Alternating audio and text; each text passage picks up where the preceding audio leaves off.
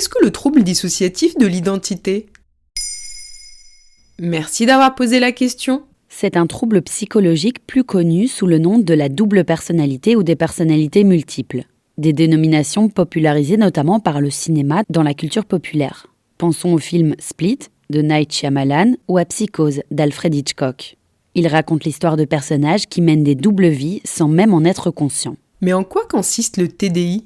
Il est défini en 1994 dans le MSD, le Manuel diagnostique et statistique des troubles mentaux de l'Association américaine de psychiatrie.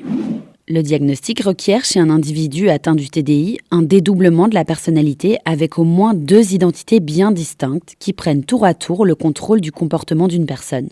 Selon l'Observatoire de la santé, on estime que le TDI touchait en 2021 1 à 3% de la population française.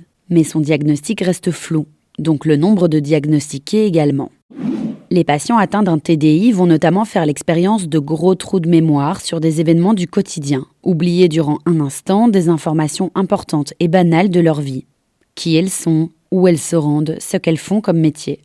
Pendant ces absences, les individus vont vivre ce qu'on appelle un état de dissociation, comme une déconnexion qui s'opère dans leur esprit, c'est-à-dire qu'on perd le contact avec ce qu'on est en train de faire et de vivre. Et ça peut arriver à tout le monde, ça ? Évidemment, ces états dissociatifs, on en fait tous l'expérience. Comme quand on conduit, la tête ailleurs, et qu'on se retrouve bien vite à la maison. Ou qu'on marche de façon inconsciente avant de se rendre compte qu'on s'est trompé de chemin. Mais chez les personnes qui souffrent du TDI, ces états atteignent un niveau supérieur, la dépersonnalisation. C'est l'impression de ne plus être dans son corps, d'être à côté de son corps.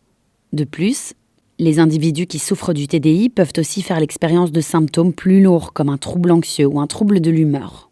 Et d'où ça vient ?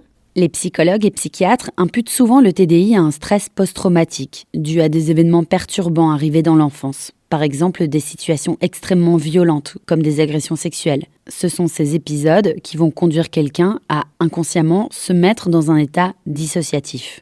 Le fait d'entrer dans un état second permet en fait au cerveau de survivre psychologiquement à un drame. C'est comme un instinct de survie.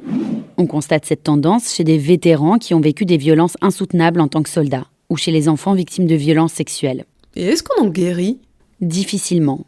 Toujours selon le manuel MSD, on peut vivre avec un trauma ou essayer de se protéger d'un futur traumatisme, mais on ne peut pas l'effacer. Parmi les thérapies qui semblent fonctionner sur les patients, il y a l'EMDR, pour Eye Movement Desensitization and Reprocessing. On vous en parlait dans un épisode sur le stress post-traumatique. Voilà ce qu'est le TDI. Maintenant vous savez, un épisode écrit et réalisé par Johanna Cincinnatis. En moins de 3 minutes, nous répondons à votre question. Que voulez-vous savoir ? Posez vos questions en commentaire sur les plateformes audio et sur le compte Twitter de Maintenant vous savez.